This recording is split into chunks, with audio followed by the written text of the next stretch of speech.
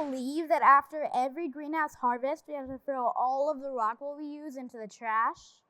Our class thought that was incredibly wasteful, so we decided to experiment with more sustainable substrates used in our greenhouse.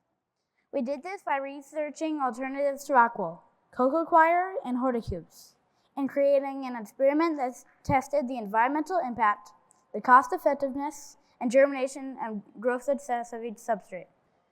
We started by planting green butter lettuce in 30 units of each substrate and waited for them to germinate. We observed how many seedlings sprouted and calculated germination rates.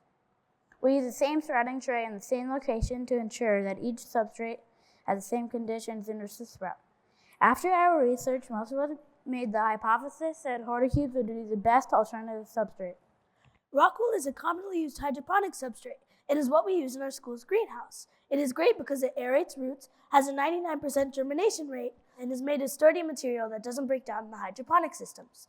But it's itchy, can't be reused, the holes are too small, and it has to be thrown in a landfill. So what were our other options? Horticubes were our first alternative. Horticubes are kind of like little sponges, and in our experiment, they had a 90% germination rate. They also have a pre-made large hole, which makes it easy to plant seeds. And the coolest part is that they're 75% biodegradable after 1 year.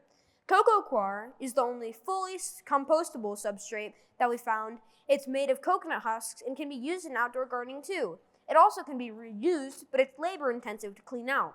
Unfortunately, our experiment showed that cocoa coir only had an 84% germination rate and was a bit messy in the seedling trays, though it didn't affect the hydroponic system filters.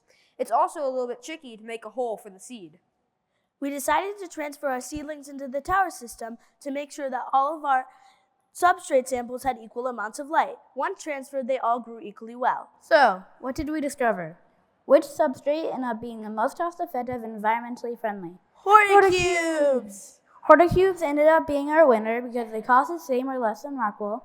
They have a pre-made hole, making planting easier, and they're 75% biodegradable. We'll be working to convince our school to switch to horticubes next year, and we encourage you to do the same.